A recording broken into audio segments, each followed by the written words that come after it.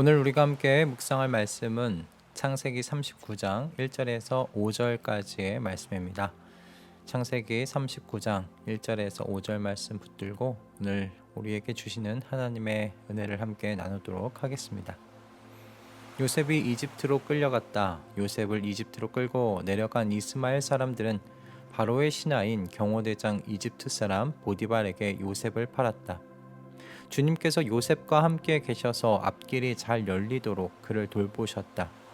요셉은 그 주인 이집트 사람의 집에서 살게 되었다. 그 주인은 주님께서 요셉과 함께 계시며 요셉이 하는 일마다 잘 되도록 주님께서 돌보신다는 것을 알았다.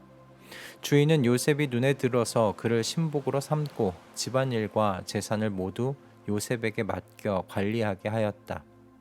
그가 요셉에게 자기의 집안일과 그 모든 재산을 맡겨서 관리하게 한 그때부터 주님께서 요셉을 보시고 그 이집트 사람의 집에 복을 내리셨다.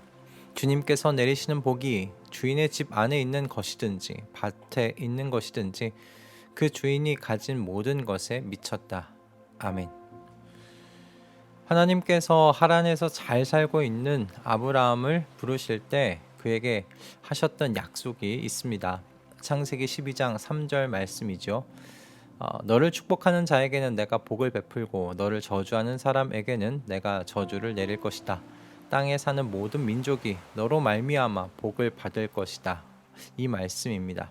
하나님께서는 아브라함에게 하신 이 약속을 따라서 아브라함이 아비멜렉을 축복하게 하시는 일을 하셨습니다. 그래서 받으셨던 아비멜렉 집안의 모든 여인들의 태를 열어주셨죠. 사실 이 이야기에서 아비멜렉은 잘못한 것이 없어 보여요. 아브라함 본인의 연약함으로 인하여 아내 사라를 누이라고 속였으니 말입니다. 그럼에도 불구하고 하나님께서는 아브라함의 편에서 이 아브라함을 통하여 아비멜렉이 복을 받도록 하십니다. 모든 민족이 너로 말미암아 복을 받을 것이다 하신 이 말씀이 이렇게 미약하게나마 이루어지는 것을 보게 됩니다.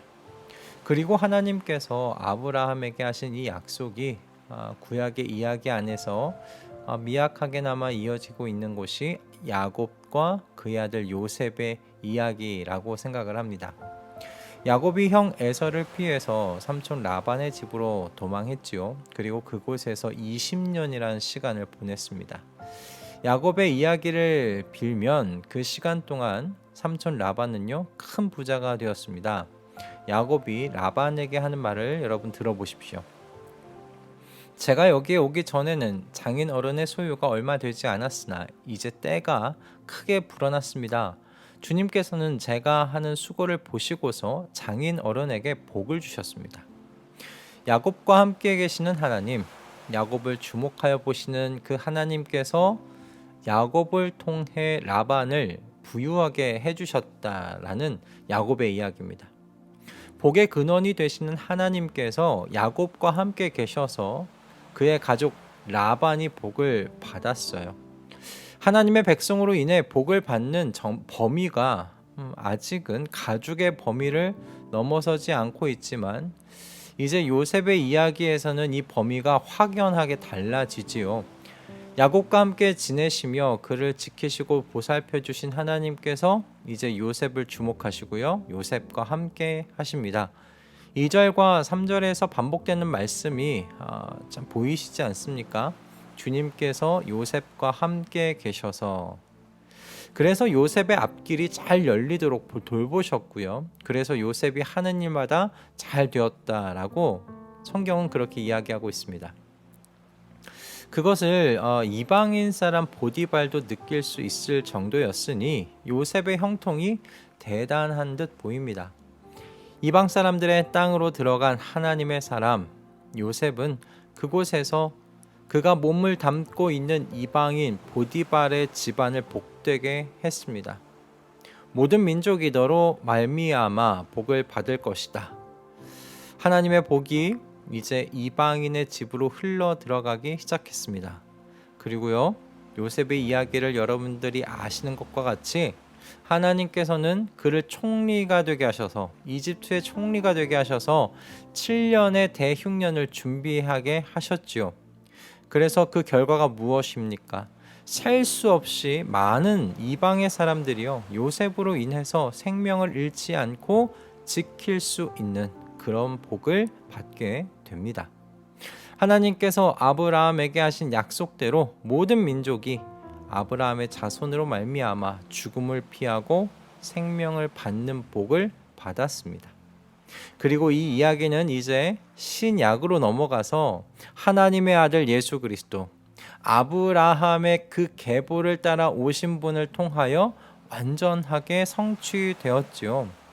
정말 모든 민족이 이제 아브라함의 계보로 오신 하나님의 아들 예수 그리스도로 말미암아 영원한 죽음을 피하고 영원한 생명을 받는 복을 받았습니다.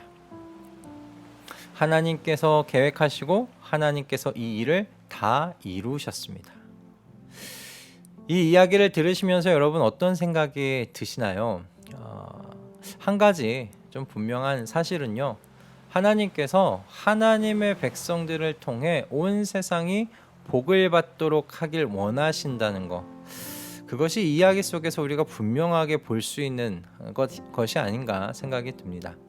예수 그리스도로 말미암아 모든 민족이 복을 받을 길이 열리고 준비되었으니 성도는 이 일과는 이제 무관하며 그저 복을 누리기만 하면 되는 것인가? 그렇지 않다는 말씀입니다.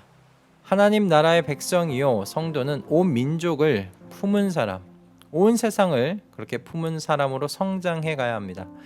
그런데 저를 포함해서 많은 그리스도의 사람들이 가지는 이 복의 울타리가요, 나 자신과 가족의 울타리를 넘어서지 못하는 것 같아 보입니다.